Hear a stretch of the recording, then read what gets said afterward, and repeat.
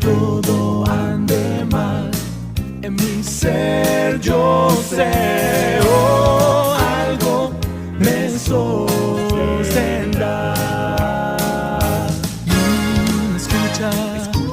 Escucha mi predicar, oh, escucha mi predicar. Aunque todo ande mal, en mi ser yo sé, oh, algo sí me sostendrá. Algo me sostendrá. Seguro estoy de que algo me sostendrá. Aunque todo ande mal, en mi ser yo sé, oh, algo me sostendrá. Un llamado se escuchó, me levanté y oí en la iglesia, mis hermanos, un solo espíritu sentí, un grito de alabanza dar, aleluya, del enemigo expulsar. Algo sí me sostendrá, algo me sostendrá. Seguro estoy de que algo me sostendrá. Aunque todo ande mal, en mi ser yo sé, oh, Dios me sostendrá. Sé que Dios me sostendrá. Sé que Dios me sostendrá.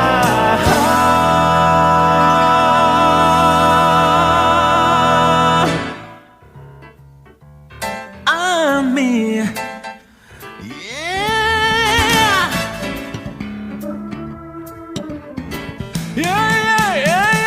Yo sé que me sostendrá. Yo sé que siempre me sostendrá. Oh, sí, a mí. Sostendrá a mí. Seguro estoy de que algo me sostendrá. Aunque todo ande mal, en mi ser yo sé, oh, Él me sostendrá. Sé que Dios me sostendrá. Él me sostendrá.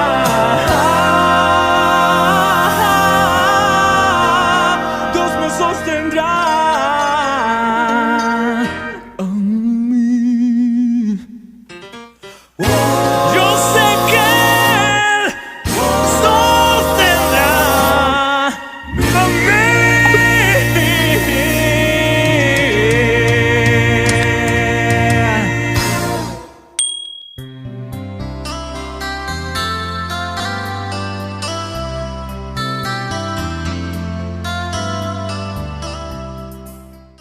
Dios les bendiga. Gracias al Señor por este nuevo día que nos regala para seguir escudriñando su palabra, para ser edificados en ella, purificados por medio de ella también, y ser transformados por medio de la renovación del entendimiento a medida que vamos aprendiendo de ella.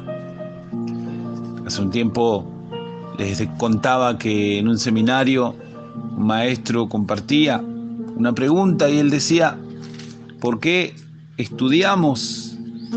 ¿Por qué estudiamos la palabra? Bueno, muchos daban diferentes razones, pero ninguno daban el clavo.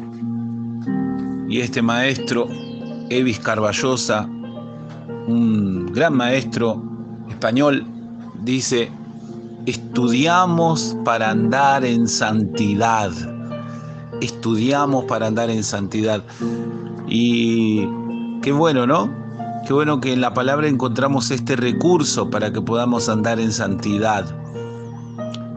Y estudiando cosas tan santas, tan profundas e importantes, hoy llegando a la tercera pieza que formaba parte del lugar santo, del santuario. Y gracias a Dios que hemos llegado a este punto y estamos profundizando cosas tan grandes, ya a un pasito de cruzar el velo al lugar santísimo.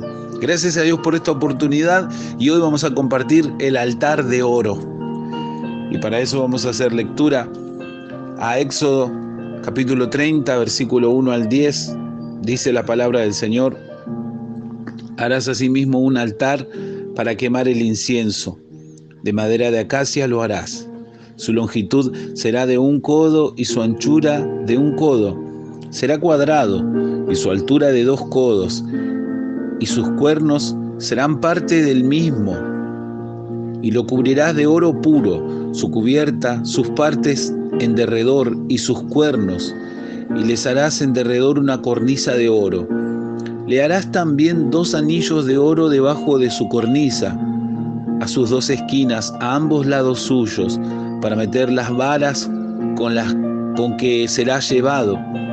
Harás las varas de madera de acacia y las cubrirás de oro, y lo pondrás delante del velo que está junto al arca del testimonio, delante del propiciatorio que está sobre el tabernáculo, sobre el testimonio, donde me encontraré contigo.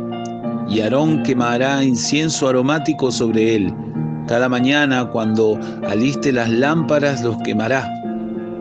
Y cuando Aarón encienda las lámparas al anochecer, quemará el incienso. Rito perpetuo delante de Jehová por vuestras generaciones. No ofreceréis sobre él incienso extraño, ni holocausto, ni ofrenda, ni tampoco derramaréis sobre él libación. Y sobre sus cuernos hará Aarón expiación una vez en el año con la sangre del sacrificio por el pecado para expiación. Una vez en el año hará expiación sobre él por vuestras generaciones. Será muy santo a Jehová. Entonces, cuando una persona entraba al tabernáculo, cruzaba la puerta, ya hemos estudiado la puerta, se encontraba de frente con el altar de bronce, el altar del holocausto, donde se presentaban sacrificios. Luego continuaba el lavacro, la fuente de bronce, donde los sacerdotes se purificaban. Inmediatamente, terminando esa sección que se llama atrio, comienza el santuario. Cruzando otra puerta más, nos encontramos con el lugar santo. A la izquierda está la menora, está la lámpara, el candelabro. A la derecha, la mesa de los panes de la proposición. Y enfrente, justo enfrente, el sacerdote se iba a encontrar con el altar de oro. Detrás del altar de oro estaba la cortina. Y estaba conectado este altar intrínsecamente con el lugar santísimo. Por eso el escritor de Hebreos identifica a este altar como parte del lugar santísimo, porque lo conecta. Ahora, este altar de oro está en el centro, dijimos, y allí se quema el incienso. Era más pequeño que el altar de bronce, pero estaba en un lugar que solo los sacerdotes podían entrar. Así que hay cosas que solo cruzando la puerta se pueden ver. Solo cruzando la puerta del Evangelio se puede ver la muerte de cruz de nuestro Señor, la santificación. Y solo a través de la puerta de la revelación de Cristo en la palabra, de su señorío, podemos ver su santidad. Hay cosas que se te revelan solo a través de la palabra, no a través de nuevas revelaciones, ni de filosofías, ni de psicología, ni de sabiduría de hombres, sino por lo que está revelado en la palabra. El incienso ardía sobre él, desprendiendo un perfume de olor grato. Este altar era de madera de acacia recubierta de oro. Era cuadrado y medía 45 centímetros por 45 centímetros. Ese era su ancho, y su altura era de 90 centímetros. El incienso era quemado mañana y tarde, ilustrando la obra intercesora de nuestro Señor Jesucristo a favor nuestro. El altar de bronce, en el altar de bronce se hacía una satisfacción por todo lo que era desagradable a Dios. En el altar de bronce se presentaban sacrificios por los pecados del pueblo, pero en el altar de oro se ofrecía como si quedase recomendado a la aceptación de Dios todo lo bueno que había hecho el pueblo.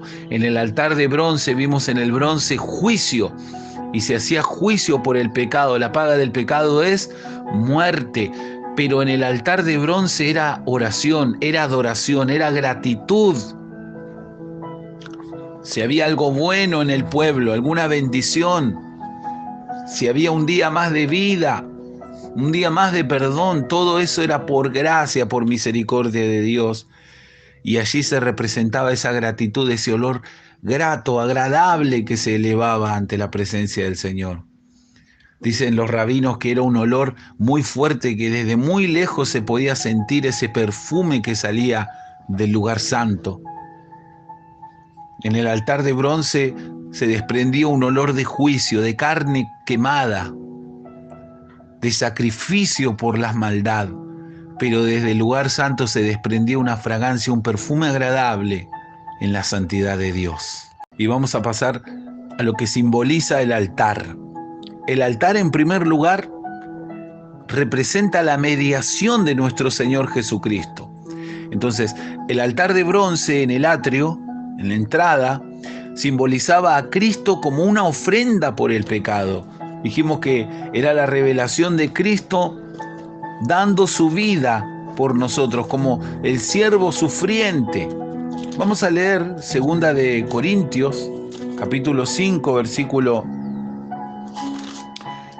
versículo 21, dice: al que no conoció pecado, por nosotros lo hizo pecado, para que nosotros fuésemos hechos justicia de Dios en él. Entonces, en el altar podemos ver a Cristo como ofrenda por el pecado, pero en el altar de oro, este altar simboliza a Cristo que intercede en el cielo por nosotros. ¡Wow! ¡Qué tremendo! Entonces, lo primero que se nos revela luego de la revelación de Cristo en el Evangelio es la revelación de Cristo en la cruz, seguido de Cristo santificándonos, luego Cristo como la luz, también como el que hace reconciliación, y ahora como el que intercede. Y vamos a ver un poquito cuál es esta labor que desarrolla nuestro Señor en el cielo como quien intercede por nosotros. Y lo primero que vamos a leer, lo que nos dice la palabra, Primera de Juan, capítulo 2, versículo 1. Primera de Juan 2, 1.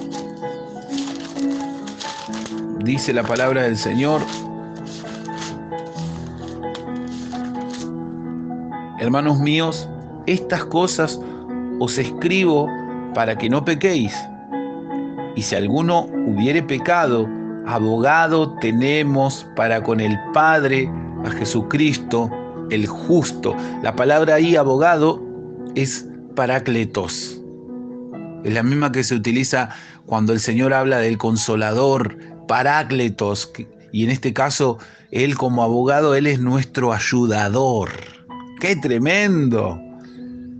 Luego, Primera de Timoteo, capítulo 2, versículo 5, vamos a leer. Primera de Timoteo 2, 5. Dice la palabra del Señor: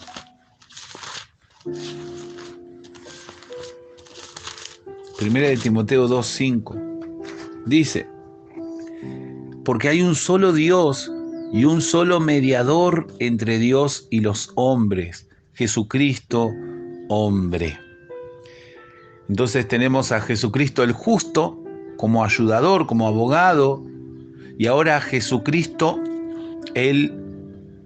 Jesucristo hombre, como nuestro mediador. La palabra griega allí es mesistes, que significa uno que reconcilia dos partes que estaban separadas, que estaban enemistadas. El pecado trajo una separación del hombre con Dios. Cristo es ese altar que nos conecta con lo más santo, con el trono de Dios, que nos acerca al trono de la gracia, rociados con la sangre de Él. Es el mediador, el único, no hay otro. Y luego, Romanos capítulo 8, versículo 34, vamos a leer. Romanos 8, 34 dice, ¿quién es el que condenará?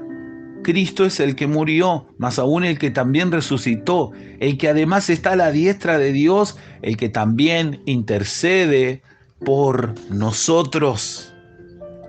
Entonces, Él es nuestro abogado, nuestro ayudador, es el mediador, el que reconcilia, y Él es el que intercede. Es como un sacerdote que está a nuestro favor, desarrollando su labor de sacerdote frente al trono de la gracia. Nos reconcilia. Dios estaba en Cristo reconciliando consigo al mundo, dice la palabra. Y Él intercede como rey. Hebreos capítulo 10, versículo 12, vamos a leer. Hebreos 10, 12, dice la palabra del Señor. Dice, pero Cristo, habiendo ofrecido una vez para siempre un solo sacrificio por los pecados, se ha sentado a la diestra de Dios. Él intercede como rey. Él no está postrado, Él está sentado. Y esa es la tarea que desarrolla nuestro Señor, y podemos encontrar esta revelación de Cristo en el simbolismo del altar.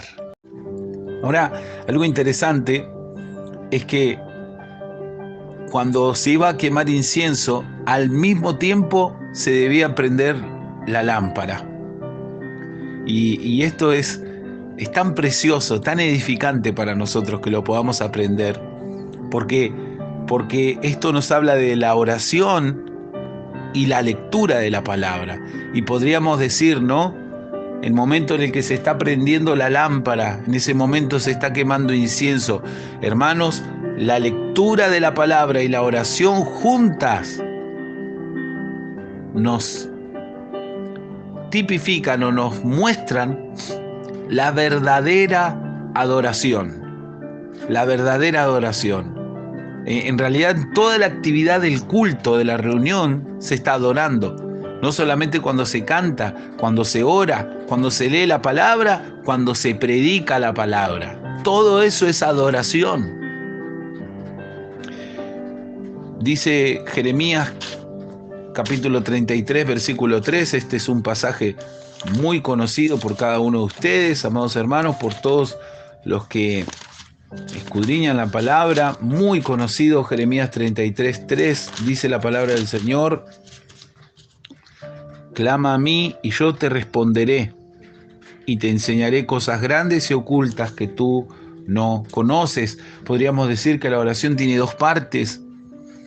Una es en la que yo clamo, en la que pongo todo delante de Él, la que presento mis necesidades, mis peticiones. Pero hay otra parte de la oración que no debo descuidar, que es en la que Él me va a hablar, Él me va a corregir, me va a enseñar cosas grandes y ocultas que yo no conozco. La oración no es un monólogo, está unida a la lectura de la palabra de Dios. Luego, Salmo 141, versículo 2.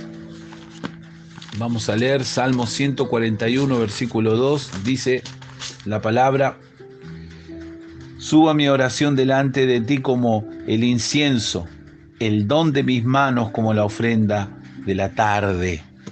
La oración presentándose como un incienso.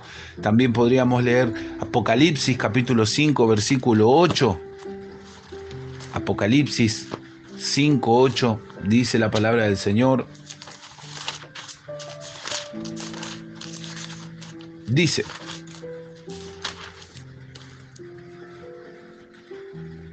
y cuando hubo tomado el libro, los 4 seres vivientes y los 24 ancianos se postraron delante del Cordero. Todos tenían arpas y copas de oro llenas de incienso, que son las oraciones de los santos. Y también el capítulo 8, versículo 3 al 4 de Apocalipsis 8, 3 y 4 dice: otro ángel vino entonces y se paró ante el altar con un incensario de oro, y se le dio mucho incienso para añadirlo a las oraciones de todos los santos sobre el altar de oro que estaba delante del trono. Y de la mano del ángel subió a la presencia de Dios el humo del incienso con las oraciones de los santos. Entonces, dijimos que se ministraba en el altar al momento que se encendía la lámpara, enseñándonos las dos partes de la adoración, que es la oración y la lectura de la palabra. Ahora les voy a compartir unos estudios bíblicos que por una cuestión de tiempo no los voy a desarrollar, pero no quiero dejar incompleta esta parte, sino que podamos completar más el conocimiento, que seamos más excelentes todavía en lo que estamos estudiando, porque todo es para la gloria de nuestro Dios. Así que les voy a compartir unos 3 estudios bíblicos sobre la oración, unas cosas que son sumamente importantes para que las tengamos presentes. Y de esa manera completar el tópico de la oración. Y aquí, en esto que les comparto, van a encontrar el espíritu de la oración, que nos habla de los elementos que componen el Padre Nuestro, un detalle que veíamos allí y por el cual sé que cuando uno enseña la palabra del Señor arriesga a que alguno se ofenda con tanta cosa que se enseña hoy en día. Sin ánimo de ofender a nadie, creo que lo más importante es aferrarnos a lo que la palabra nos enseña y no a lo que está de moda. Así que si hay alguien que por ahí puede resultarle chocante porque no es conforme a las modas que hay hoy en día, pido disculpas, pero a la vez no debería pedir disculpas, porque lo que no es conforme a la Escritura ofende a nuestro Dios. Nosotros debemos preocuparnos de no ofender a nuestro Dios. Y si hay un hermano que se ofende por alguna enseñanza que es conforme a la Biblia, el problema no está en la enseñanza, el problema está en esa persona que no se quiere sujetar a la Escritura. Hoy estamos en los tiempos peligrosos que la Biblia enseña y donde hay doctrinas de demonios. Y se amontonan maestros que enseñan lo que la gente quiere oír. Pero la intención es que seamos edificados en la palabra, amados hermanos.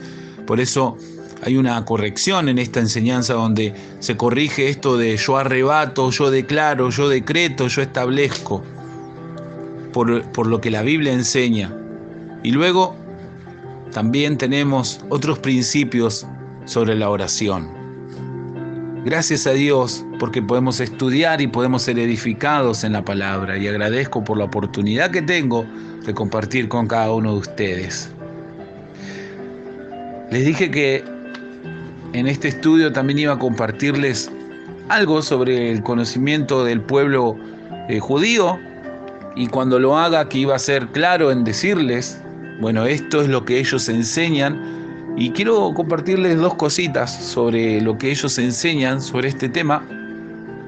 Hay mucho, pero quise 2 cosas, una que nos sea edificante y otra como para que veamos cómo ellos interpretan estas cosas. Lo primero, sobre el incienso. Los rabinos toman la palabra y a veces hay palabritas en hebreo que cada letra a ellos le atribuyen un significado como un método de enseñanza.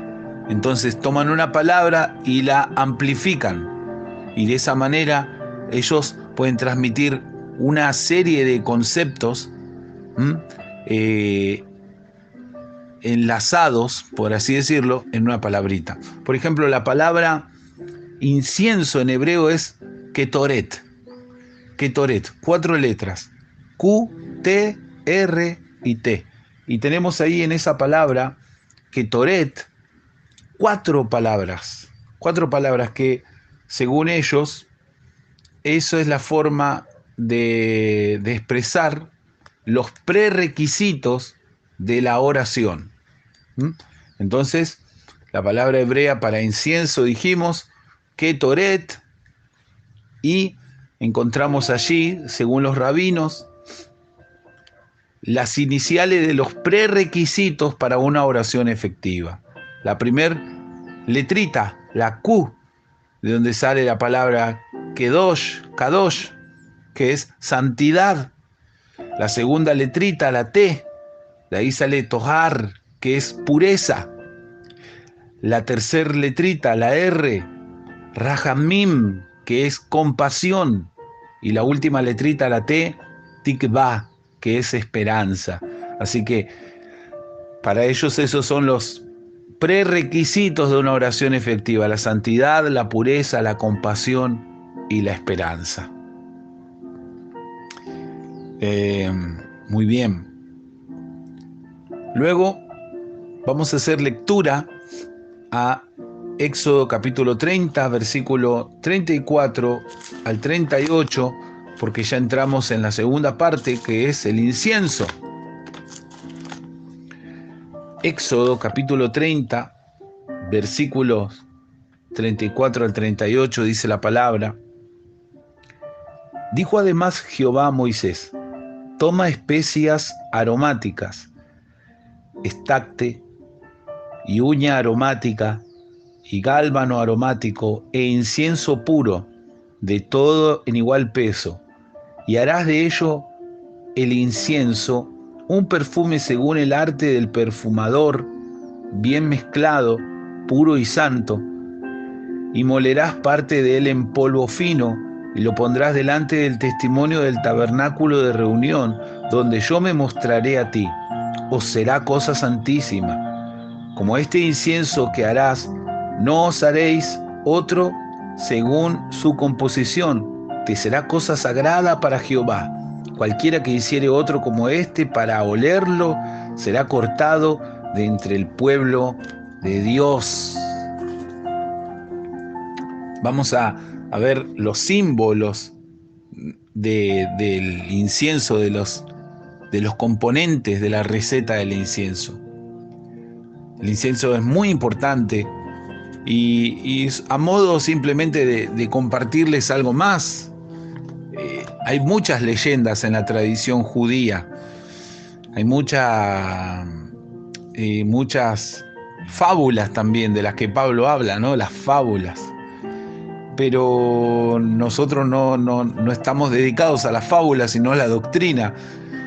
Quiero hacer este pequeño comentario para que veamos cómo lo entienden ellos a esto, ¿no? No como algo que usted lo tome, que eso es así. Por eso hago esta aclaración, que se entienda. Esto es parte del, podríamos decir, la tradición oral del pueblo judío, son sus leyendas. Bueno, dicen que de las 3 veces que Moisés estuvo en el cielo, en la presencia de Dios, por 40 días, no probó pan, ni bebió agua, y él no se muere porque él está en el mundo espiritual, y según los rabinos él recibe regalos de los ángeles, y ellos, bueno, es la forma en la que interpretan estas cosas, por la sencilla razón de que no tienen la revelación completa del Nuevo Testamento para entender muchas cosas. Entonces, según ellos, el ángel de la muerte le da a Moisés un regalo, y el regalo es el incienso. Según ellos, el incienso tiene ese poder para repeler el poder de la muerte. Y esa es la forma en la que ellos interpretan Números, capítulo 16, versículo 46 al 48. Viene una mortandad, un juicio de Dios sobre el pueblo, y el pueblo está muriendo. Y Moisés le dice a Aarón que tome incienso y que recorra por donde estaban depositados los cadáveres de los que habían muerto en esa plaga y alrededor del pueblo, y Aarón corre con el incienso y con el brasero desparramando el incienso, y entonces la muerte se aplacó, el juicio se terminó, y de ahí ellos entienden esto. Obviamente sabemos que no hay algo místico, no era un poder en sí espiritual que desprendía del incienso. Ellos también en sus leyendas dicen que el incienso incluso tenía poder para enriquecer al que quemaba el incienso. Eso es todo fábulas, y ellos incluso rezan la fórmula del incienso con la esperanza de enriquecerse, porque dicen, si el que quemaba el incienso se enriquecía, bueno, algo de esa riqueza le debe venir al que lo rece, al que lo lea. Así que ellos tienen su oración que se llama Ketoret sobre esto, sobre el incienso, donde leen los ingredientes y rezan los ingredientes. ¿Y esto qué nos puede enseñar a nosotros? Puede enseñar que cuando rechazamos a Cristo, fácilmente caemos en fábulas, fácilmente caemos en cualquier cuento. Así, hermanos, todo el que rechaza el Evangelio de Cristo, rechaza el señorío de Cristo, esa persona automáticamente cae en el error y cae en condenación, porque no hay otro camino, no hay otro nombre dado a los hombres en que podamos ser salvos. Jesucristo es el Señor, y Jesucristo es el mismo ayer, hoy y por los siglos. Vamos a encontrar en los elementos que conformaban el incienso que se quemaba en el altar, vamos a encontrar símbolos de la adoración. El primer ingrediente, estacte se llama. Literalmente estacte significa gota. Es una resina procedente de un arbusto que se llama el arbusto de la mirra. Entonces se hacían cortes en sus ramas y brotaba esta resina como gotas. ¿Y esto de qué nos habla? Nos habla de los momentos de dolor, momentos de cortes en nuestra vida, momentos difíciles que nos tocan atravesar. Lo segundo, la uña aromática, procede de la caparazón de un molusco, de sus escamas. Y ese molusco se encontraba en las profundidades del Mar Rojo. ¿Y de qué nos habla esto? Nos habla de lo profundo, las cosas que están en lo profundo de nuestro ser. Lo tercero, el gálbano. Era un jugo de un arbusto que era abundante en Siria. ¿Saben qué tiene de particular esto? Y los rabinos también hacen esta distinción del gálbano, que por sí solo tenía un olor desagradable. Era el único de todos los ingredientes que tenía feo olor, pero cuando se unía con todos los otros ingredientes, se potencia el efecto agradable del incienso. Bueno, ellos lo trasladan al colectivo, a la unión, no a la separación, que lo que le agrada a Dios es la unión, y que quizás un individuo solo por su cuenta no tenga el mérito suficiente para la gloria de Dios. Por eso es necesario ser parte de la congregación del pueblo de Dios. Bueno, a nosotros, ¿de qué manera nos enseña? Nos habla de lo imperfecto, de lo incompleto, de las imperfecciones de nuestra vida. Entonces, parte de la adoración podrían ser nuestros momentos de dolor, llevarlo a la presencia de Dios, de lo profundo de nuestro ser, de nosotros que somos imperfectos, que somos incompletos separados de Dios. Y lo último, el incienso puro, que era considerado la goma aromática más importante, y esto nos habla de lo más valioso y de los momentos de alegría, que nosotros debemos dar gloria a Dios, buscar su rostro en todo tiempo, y aún en los momentos de dolor, y de lo profundo de nuestro ser, y de lo imperfecto de nuestro ser, y de lo más valioso que nosotros tenemos y somos, y de los momentos más alegres. llevarlo a la presencia de Él para darle gloria y rendirnos en adoración. También en distintas épocas se trató de dar significado a estos elementos. Por ejemplo, un escritor clásico, Filón, le dio un sentido no simbólico sino cosmológico. Y decía que allí estaba representado el agua, la tierra, el aire y el fuego. Por otra parte, Flavio Josefo, que era un historiador serio del judaísmo, dice que en estos elementos están los tipos de aroma, todos los tipos de aroma, del mar, la tierra habitada e inhabitada. Y nos habla de que todo lo que fue creado es de Dios, es de Él, por Él y para Él. Otros han dicho que hay 4 categorías, las 4 categorías de la oración en estos 4 elementos, que son la oración, la acción de gracias, la petición y la intercesión. Y otros también han dicho que están los 4 atributos indispensables de la oración: la fe, la humildad, el amor y la esperanza. Al fin de cuentas, todo lo que somos, todo lo que podemos, con todo lo que forma nuestra existencia, debemos amar a nuestro Dios y llevarlo a la oración, a la adoración, y mezclarlo con el fuego, con la pasión, con la fuerza. En otras palabras, ¿qué podríamos decir de todo esto? Todo esto nos habla de nuestra vida rendida a los pies de Cristo. Y para ir cerrando la enseñanza de hoy, quiero mostrarles un contraste que nos hace la palabra.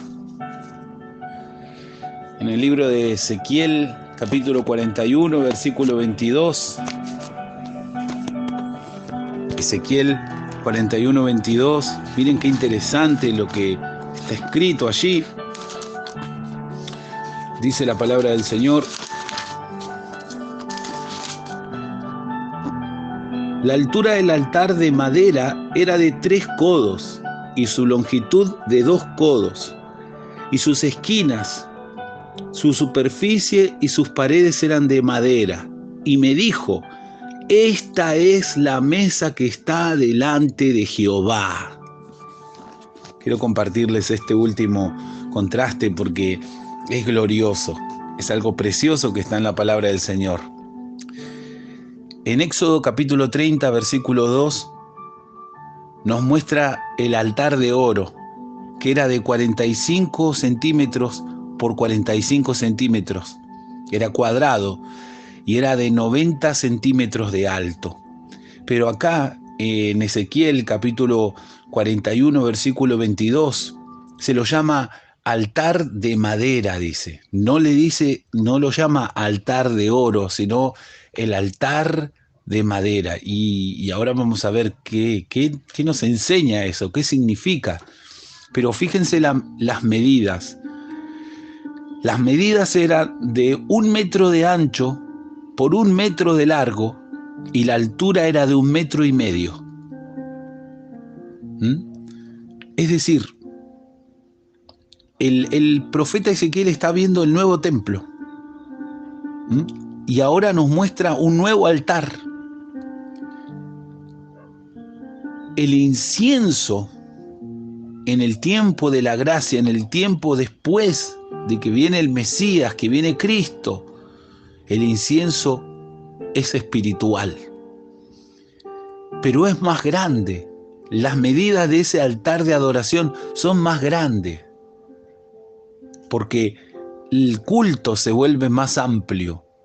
Es más sencillo terrenalmente hablando, pero espiritualmente es más grande. ¿Saben por qué no está recubierto de oro? Porque nos habla de aquel que se despojó a sí mismo, que se humanó. La madera de acacia nos habla de la naturaleza incorruptible de Cristo, nos habla de su perfección, nos habla de su humanidad. Y hoy el culto, la adoración, la oración, todo lo que en el tabernáculo apuntaba a Cristo, ahora se manifiesta en Cristo, por Cristo y para Cristo. Y vamos a hacer lectura, Filipenses capítulo 2, versículo 6.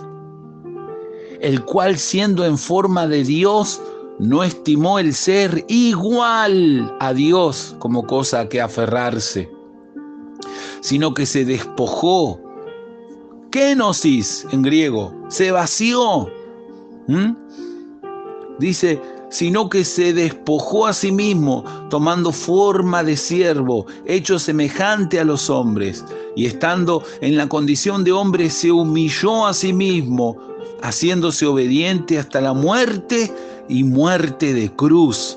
Por lo cual Dios también le exaltó hasta lo sumo y le dio nombre que es sobre todo nombre, para que en el nombre de Jesús se doble toda rodilla de los que están en los cielos y en la tierra y debajo de la tierra, y toda lengua confiese que Jesucristo es el Señor, para gloria de Dios Padre. Gracias, Señor. Gracias por este día de estudio. Gracias por este precioso grupo. Padre, en el nombre del Señor Jesucristo, gracias por esta oportunidad que me das de poder compartir la enseñanza de tu palabra. Bendícenos con la gracia suficiente para vivir para tu gloria, para retener tu palabra, atesorarla y ponerla en práctica. Gracias, Dios mío, por cada uno de aquellos que conforman el cuerpo de Cristo. Gracias porque tú nos sostienes para que podamos perseverar. Estamos siendo preservados, perseverando en el estudio, en la oración, en la adoración a ti. Todo sea para tu gloria, Padre, en el nombre del Señor Jesucristo. Amén y amén.